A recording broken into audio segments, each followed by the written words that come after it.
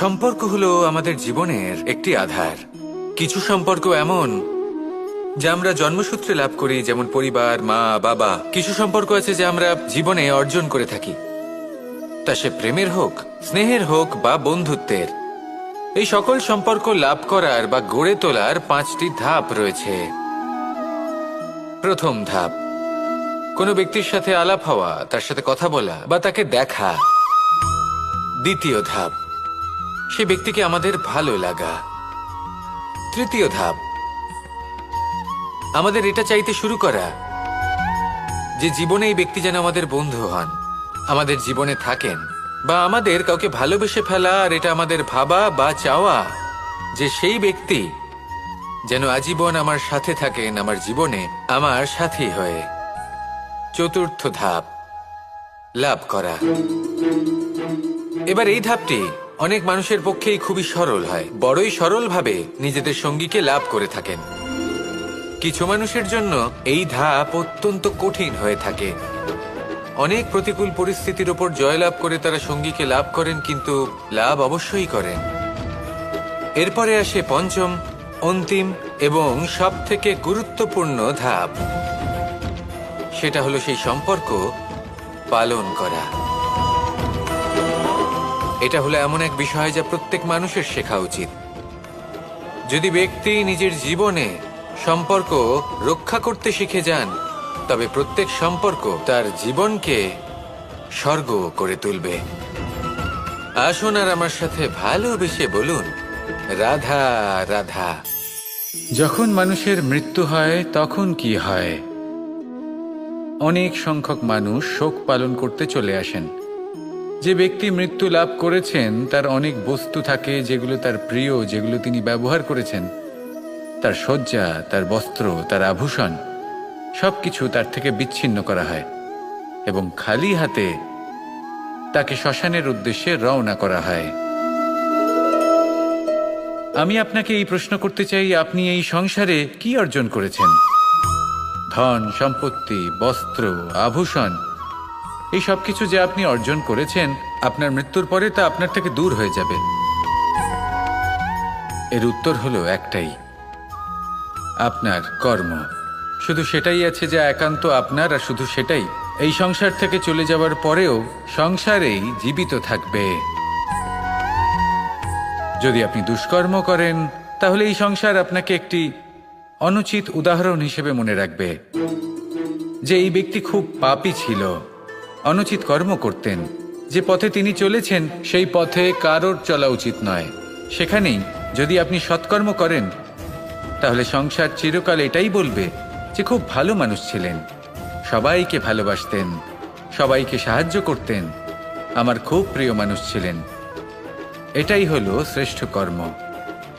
সেই জন্য জীবনে শুধুমাত্র ধন, সম্পত্তি, আভূষণ এই সব অর্জন করতে গিয়ে নিজের মনোনিবেশ করবেন না। শ্রেষ্ঠ কর্ম করুন। সংসার থেকে চলে যাওয়ার পরেও এই কর্মই এই সংসারে আপনাকে জীবিত রাখবে। আসুন আমার সাথে ভালোবেসে বলুন, রাধা রাধা। আশা এবং বিশ্বাস মানুষের জীবনের দুই অমূল্য স্তম্ভ। এটাই হলো ঢাল এবং এটাই হলো অস্ত্র। এটাই আমাদের রক্ষা করে এবং এটাই আমাদের জীবনের পথ প্রশস্ত করে। কিন্তু ছোট একটা সমস্যা আছে। এবার যদি আপনি বটবৃক্ষের থেকে এই আশা রাখেন যে এ আমাকে ফল দেবে, তাহলে সেই আশা ভঙ্গ হওয়াই স্বাভাবিক। আর যদি আপনি বিশ্বাস করেন যে খেজুর গাছ আপনাকে ছায়া প্রদান করবে, তাহলে সেই বিশ্বাসও অবশ্যই ভঙ্গ হবে। তাহলে কি করা উচিত? চোখ বন্ধ করে যে কাউকে বিশ্বাস করার আগে বা যে কারোর থেকে আশা রাখার আগে নির্বাচন করুন যে কার ওপর বিশ্বাস রাখতে চান, কার ওপর আশা রাখতে চান।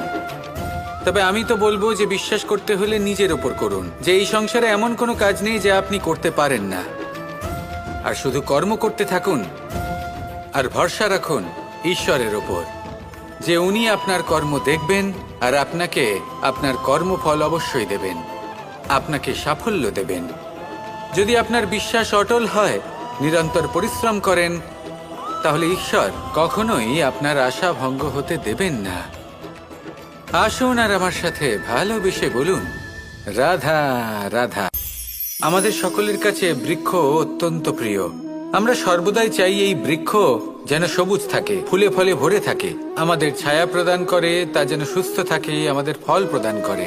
আর সেই জন্য আমরা প্রতিদিন সেই বৃক্ষকে জল প্রদান করি। কিন্তু কখনো ভেবে দেখেছেন যে জল তো আমরা বৃক্ষের গোড়ায় দিই, তারপরেও এই জল সেই বৃক্ষের প্রত্যেকটি পাতায় ঠিক পৌঁছে যায়? এটা কিভাবে সম্ভব? কিছুটা এরকমই হলো আমাদের কর্ম। যদি এই পৃথিবীতে থেকে শুদ্ধ মনে সৎকর্ম করেন, এই কর্ম সোজা ঈশ্বরের কাছে গিয়ে পৌঁছয়। যদি শ্রদ্ধাভাব নিয়ে সমর্পিত হয়ে শুদ্ধ চিত্তে আপনি কাউকে সেবা করেন, তা সে মাতা পিতাই হোক, পরিবার হোক, গুরু হোক, পশুপক্ষী হোক বা সমাজ হোক, তাহলে সেটা সোজা ঈশ্বরের চরণে সমর্পিত হয়। সবসময় সবসময় শুদ্ধ চিত্তে সমর্পিত হয়ে এবং মনে শ্রদ্ধা ভাব নিয়ে কর্ম করুন। ঈশ্বর নিজে থেকেই এর ফল আপনাকে প্রদান করবেন। আসুন আমার সাথে ভালোবেসে বলুন, রাধা রাধা। জীবনে সব থেকে বেশি মূল্যবান বস্তু কি? ধন, স্বর্ণ, মাণিক্য, আভূষণ? না, এই সব কিছু মিলিয়েও সময়ের এক মুহূর্তের সামনে মলিন হয়ে পড়ে। এক মুহূর্ত যা এক দরিদ্রকে রাজা করতে পারে, যা এক রাজাকেও দরিদ্র করতে পারে। একটি মুহূর্ত যা আপনার আত্মবিশ্বাসকে পর্বতের শিখরে পৌঁছে দিতে পারে, একটি মুহূর্ত যা আপনার অস্তিত্বকে গভীর সাগরে বিলীন করে দিতে পারে। একটি মুহূর্তের খেলা। সব সময় জীবনে সেই ব্যক্তিকে সম্মান করুন, শ্রদ্ধা করুন, যিনি আপনার জন্য সময় বের করে থাকেন। সবসময় সেই ব্যক্তির প্রতি নিষ্ঠাবান থাকুন, যেই ব্যক্তি খারাপ সময় আপনার পাশে দাঁড়িয়ে থাকে। এই সময় সব থেকে বেশি মূল্যবান। আসুন আমার সাথে ভালোবেসে বলুন, রাধা রাধা। পুরাণে আমরা দেখেছি যে মাতা পিতা কতটা মহান হতে পারেন। কিভাবে শ্রী গণেশ নিজের মাতা পিতাকে পরিক্রমণ করলেন এবং পরম পূজনীয় হয়ে উঠলেন। কিভাবে ভক্ত শ্রবণ নিজের অন্ধ মাতা পিতাকে তীর্থযাত্রায় নিয়ে যাবেন বলে নিজের কাঁধে ওনাদের বসালেন এবং বয়ে নিয়ে গেলেন। এরকম অনেক অমূল্য শিক্ষা আমরা লাভ করে থাকি পুরাণ থেকে। কিন্তু এসব কথা হলো পুরাণের কথা। কথা বলা যাক আমাদের জীবন নিয়ে।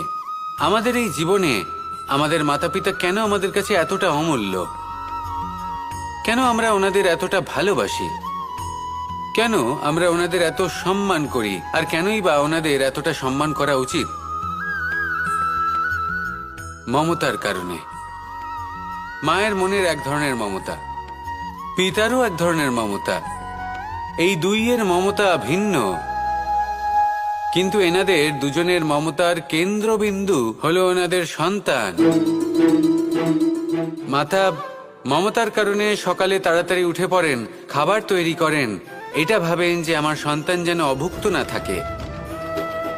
অন্যদিকে পিতা ইচ্ছে না থাকা সত্ত্বেও নিজের মমতাবোধের কারণে নিজের সন্তানের প্রতি কঠোর হন, তাকে জ্ঞান প্রদান করেন, শিক্ষা প্রদান করেন, কারণ উনি চান যে ওনার সন্তান যেন পরবর্তীতে উন্নতি করে, কখনো অভুক্ত না থাকে। এটাই হলো মমতা মাতা পিতার। আর এই মমতা সংসারের অন্য কোথাও আপনি পাবেন না। তাই সবসময় নিজের মাতা পিতাকে সম্মান করুন, ওনাদের ভালোবাসুন, যতটা ইচ্ছে ভালোবাসুন। আর এই ভালোবাসার সাথেই বলুন, রাধা রাধা। জীবনে যখন আমরা কোনো পরিস্থিতির সম্মুখীন হই, তখন আমাদের সামনে দুটো পথ থাকে। তাদের মধ্যে কোনো একটা নির্বাচন আমাদের করে নিতে হবে, এই মনে করে নিতে হবে। নির্বাচন এই সংসারের সবথেকে গুরুত্বপূর্ণ বিষয়। একটা নির্বাচন আপনার বর্তমান বদলে দিতে পারে, আপনার ভবিষ্যৎ বদলাতে পারে, আগামী প্রজন্মের জন্য ইতিহাস রচনা করতে পারে। একটা নির্বাচন। এবার দেখুন, যে পরিস্থিতি আপনার সামনে আছে, আপনাকে সেই পরিস্থিতির সম্মুখীন হতেই হবে, সেই কষ্ট সহ্য করতেই হবে, সেই মতোই কাজ করতে হবে। শুধু এই বিষয়টা নির্বাচন করতে হবে যে এই পরিস্থিতির সম্মুখীন হওয়ার সময় আমি কি দুর্বল হয়ে থাকব নাকি আমি শক্তিশালী হয়ে থাকব। এই নির্বাচন এই মনের মধ্যে করতে হবে। আর এই নির্বাচন হলো সবথেকে বেশি গুরুত্বপূর্ণ নির্বাচন। যদি নিজের মনকে শক্তিশালী করে তুলে সেই পরিস্থিতির সম্মুখীন হন, তাহলে কিছুই আপনাকে বাধা দিতে পারবে না।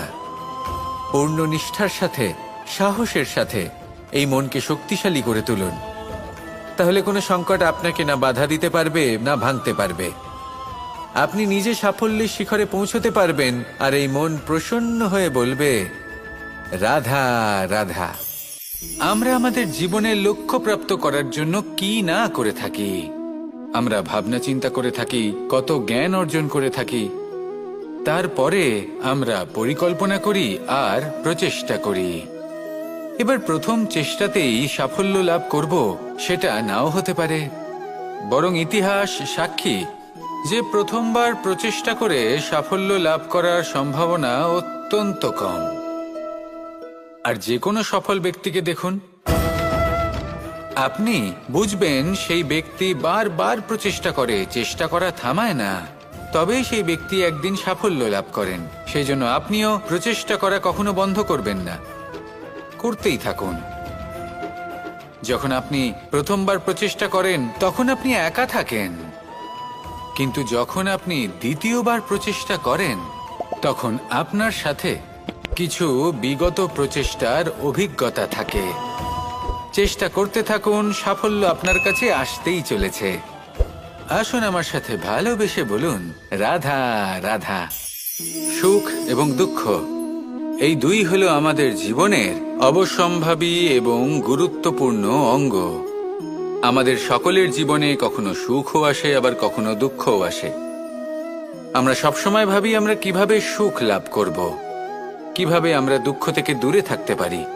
আর এই জীবনে যা কিছুই ঘটুক না কেন, সে সবকিছু আমরা সুখ এবং দুঃখের মাপদণ্ডে মেপে থাকি।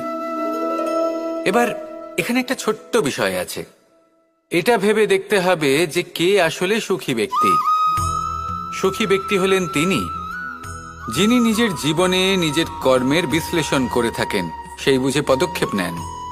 উনি কি করতে চলেছেন সেটা উনি জানেন, আর যদি ওনার কোনো দোষ থাকে বা ভুল থাকে তাহলে সেগুলো শুধরে নিয়ে এগিয়ে চলেন। সেই জন্য উনি সুখী হন। অন্যদিকে যে ব্যক্তি দুঃখী, তিনি কি করেন? তিনি নিজের উপর নয়, অন্যের উপর নিজের নজর রাখেন যে তিনি কি করছেন, কিভাবে কর্ম করছেন। ওনারা অন্যের নিন্দা করেন, অন্যের সাফল্য দেখে ঈর্ষা করেন, ক্রুদ্ধ হয়ে যান, ওনাদের বাধা দিতে চেষ্টা করেন। সেই জন্যই তো ওনারা দুঃখী হন। এই সংসারে এমন অনেক ব্যক্তি আছেন যারা এই কারণে দুঃখী নন যে তাদের জীবনে দুঃখ আছে। তারা এই কারণে দুঃখ পান কারণ অন্যের জীবন অনেক বেশি সুখের। দেখুন, শেষ পর্যন্ত আপনাকে নিজের কর্মের প্রতি মনোসংযোগ করতেই হবে, অন্যের প্রতি নয়। কারণ আপনার জীবনে আপনার কর্ম হলো এমন একটা জিনিস যা আপনার নিয়ন্ত্রণে আছে। নিরন্তর চেষ্টা করতে থাকুন, নিজের কর্মকে বুঝতে শিখুন, শুধরে নিন, নিজেকে শ্রেষ্ঠ করে তুলুন। তখন সাফল্য নিজে থেকে আপনার কাছে আসবে, আর এই মন প্রসন্ন হয়ে বলবে, রাধা রাধা। এই সংসারে এমন কোন আবেগ আছে যা সবসময় কটু বলে মনে হয়, কিন্তু সবার শেষে এটি সব থেকে বেশি মধুর উপলব্ধি প্রদান করে, সব থেকে বেশি মধুর অনুভূতি প্রদান করে। উত্তর পেলেন? পেলেন না? আপনাকে একটা উদাহরণ দিই।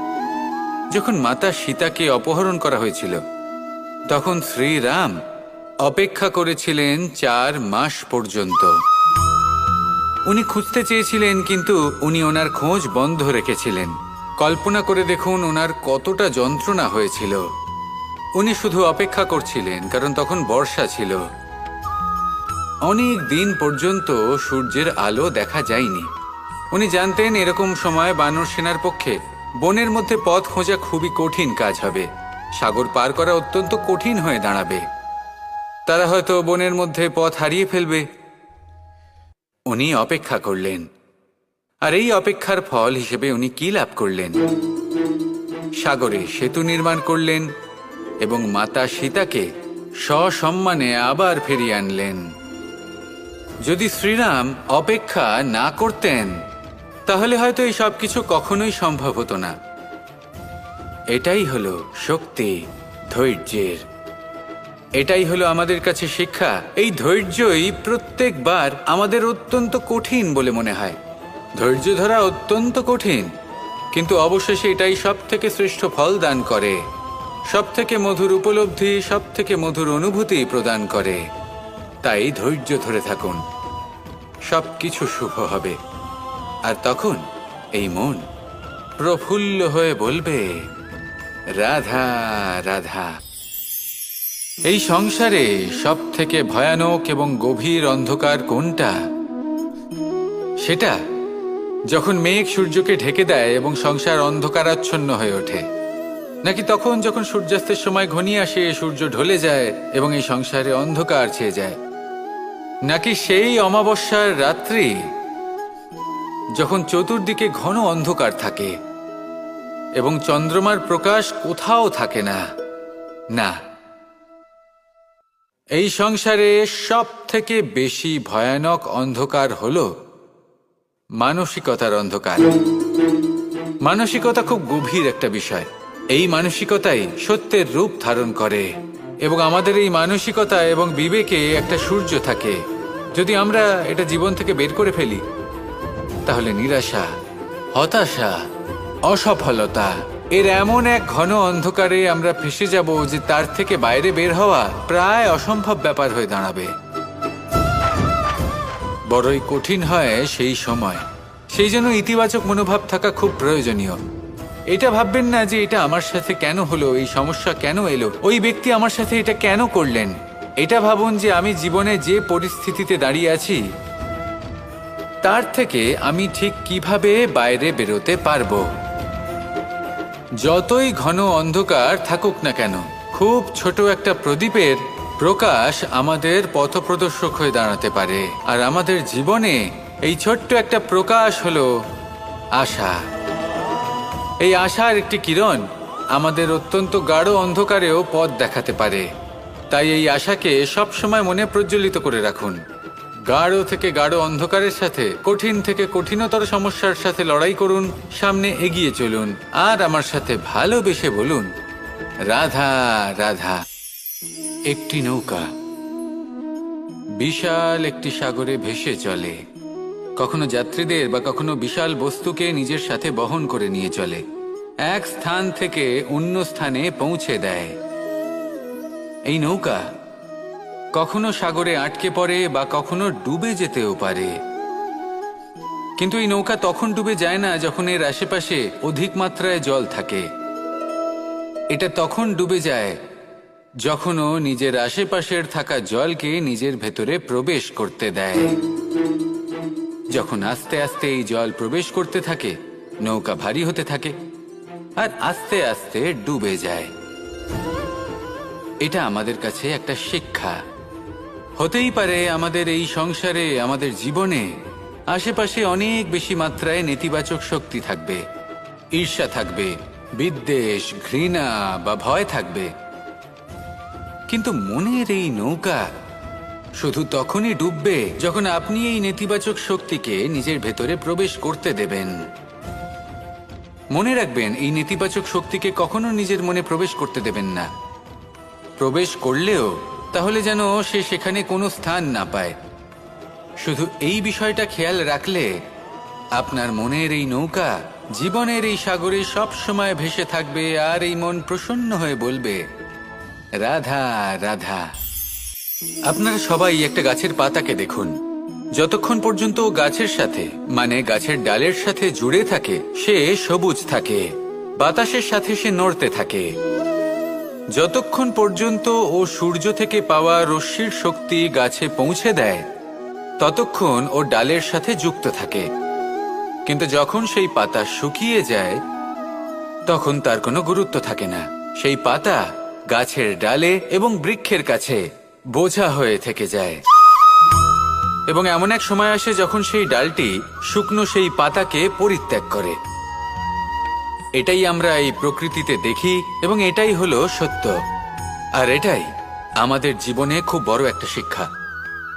যদি আপনিও নিজের জীবনে নিজের আপনজনদের কাছে বোঝা স্বরূপ হয়ে দাঁড়ান, তাহলে তারা আপনাকে যতই ভালোবাসুক না কেন, ওনারা যদি নাও চান, তাহলেও এমন এক দিন আসবে যখন আপনার আপনজন আপনাকে পরিত্যাগ করবে।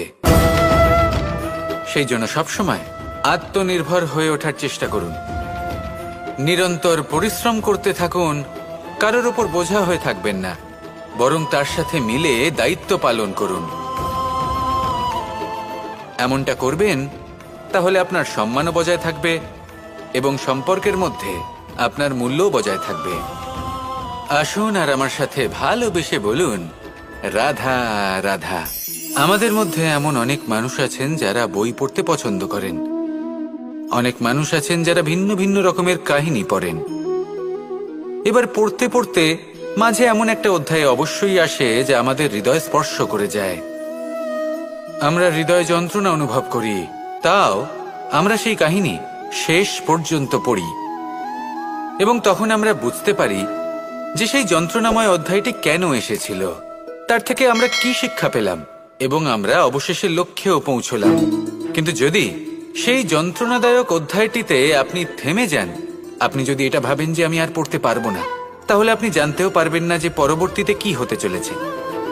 এই মন দুঃখে ভরে উঠবে, মনে প্রশ্ন আসতেই থাকে যার উত্তর আমরা পাই না, নিজেদের লক্ষ্য বুঝতেই পারি না। এইভাবেই আমাদের জীবনেও যদি এমন কিছু হয় যা অত্যন্ত দুঃখজনক, যদি এমন কোনো কঠিন অধ্যায় আপনার জীবনে আসে, থামবেন না। তা হলো আপনার জীবনের কাহিনীর একটি যন্ত্রণাদায়ক দুঃখজনক অধ্যায় মাত্র। শেষ পর্যন্ত এই কাহিনীতে টিকে থাকুন, কর্ম করতে থাকুন। আপনি বুঝতে পেরে যাবেন যে এই কঠিন পরিস্থিতি আপনার জীবনে কেন এসেছিল। আপনি শিক্ষাও লাভ করবেন এবং লক্ষ্যও লাভ করবেন। আসুন আমার সাথে ভালোবেসে বলুন, রাধা রাধা। যখন আমরা মৌন থাকি তখন আমরা কতটা শক্তি ব্যয় করি, বিন্দুমাত্র নয়। সেখানেই যখন আমরা রুষ্ট হই তখন আমরা কতটা শক্তি ব্যয় করি। আমাদের রক্ত গরম হয়ে ওঠে, চোখ থেকে যেন অগ্নিবর্ষা হয়, আমরা চিৎকার করতে থাকি, জোরে কথা বলি, কখনো কখনো আমরা অনুচিত কর্ম করে বসি। সবকিছুই ক্রোধের বশে করি।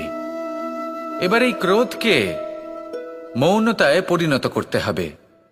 এই কাজটা চোখে দেখা যায় না, এই কাজ সরল নয়, এই কাজ হলো অত্যন্ত কঠিন এবং এই কাজই শ্রেষ্ঠ।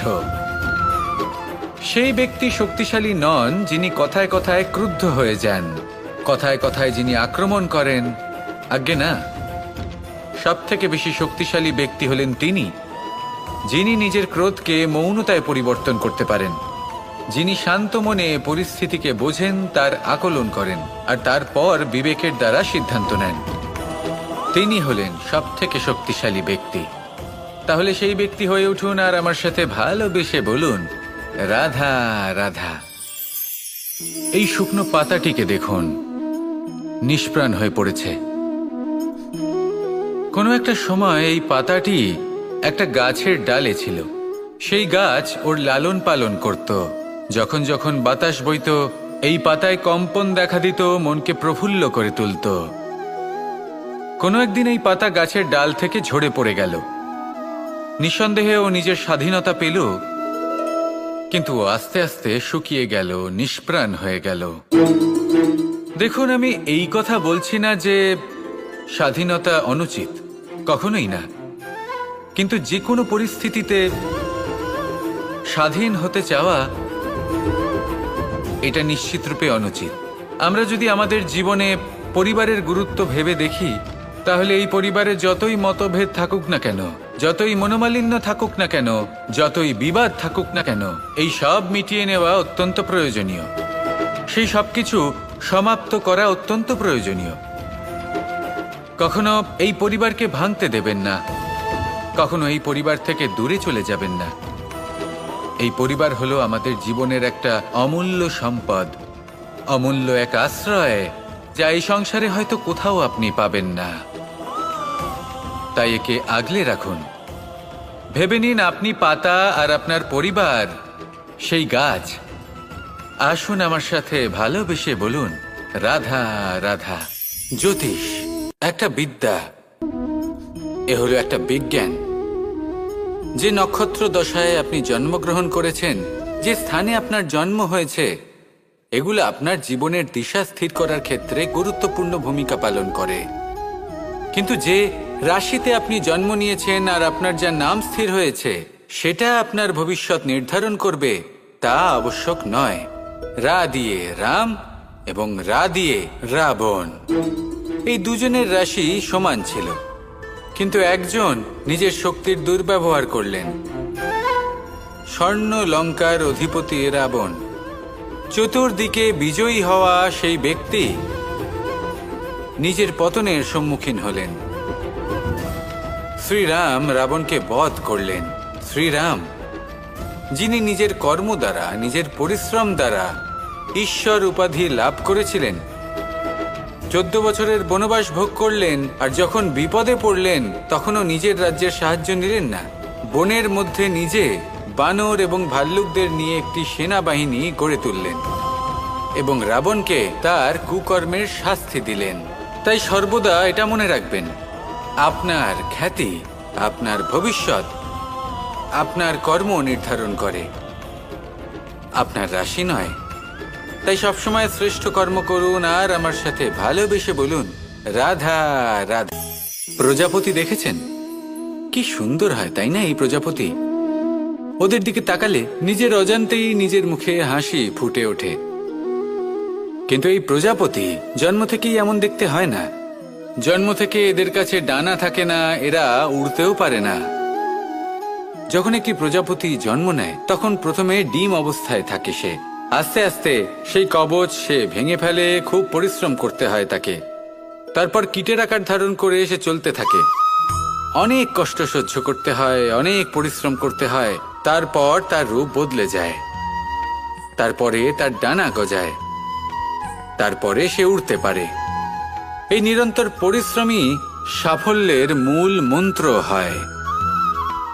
কখনো কখনো প্রতিভাও কম পড়ে যায় যদি নিরন্তর পরিশ্রম না করা হয়, যদি সমর্পণের ভাব মনে না থাকে, দৃঢ় নিষ্ঠা না থাকে।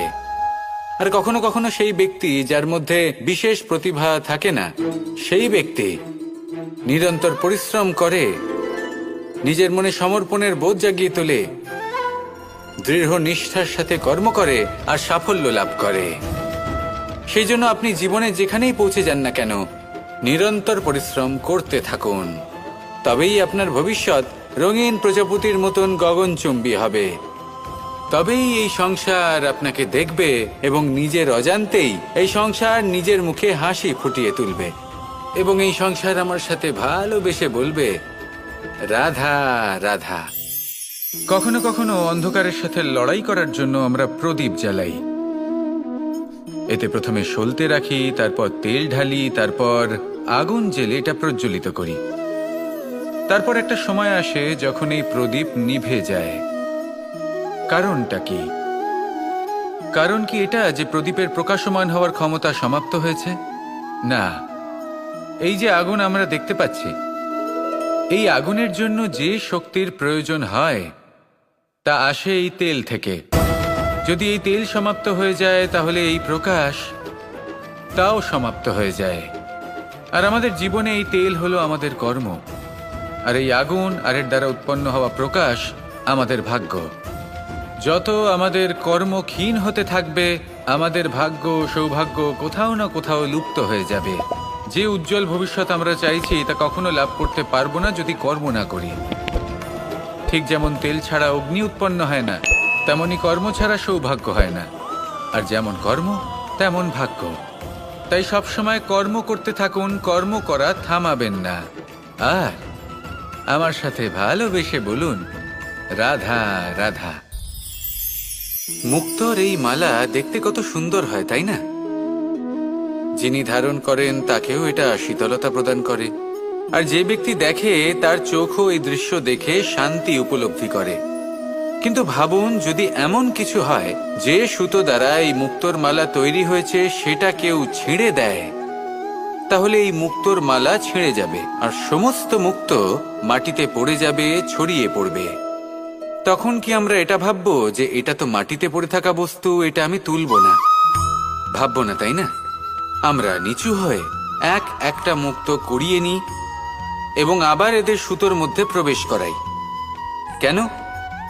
কারণ এই মুক্তো হলো বহুমূল্য। এতে কোনো সন্দেহ নেই যে এই মুক্তো হলো বহুমূল্য। কিন্তু এর থেকেও অনেক বেশি বহুমূল্য হলো আমাদের জীবনে আমাদের সম্পর্ক, আমাদের বন্ধু বান্ধব। এই সম্পর্কেও কখনো কখনো বিবাদ হয়, মনোমালিন্য হয়, এগুলোও ছড়িয়ে যায়। আর সেই সময় এই মুক্তোর মতোই নত হয়ে আমাদের এই সম্পর্কগুলিকে হাতে তুলতে হবে, এদের জুড়তে হবে, এদের আগলে রাখতে হবে, কারণ এদের থেকে বহুমূল্য আর কিছুই নেই। আর যদি এই কাজটা আপনি শিখে নিতে পারেন, তাহলে আপনার জীবনের এই সম্পর্ক, এই বন্ধুত্ব সবসময় আপনাকে বল প্রদান করবে, আনন্দ প্রদান করবে। আর এই মন সুপ্রসন্ন হয়ে বলবে, রাধা রাধা।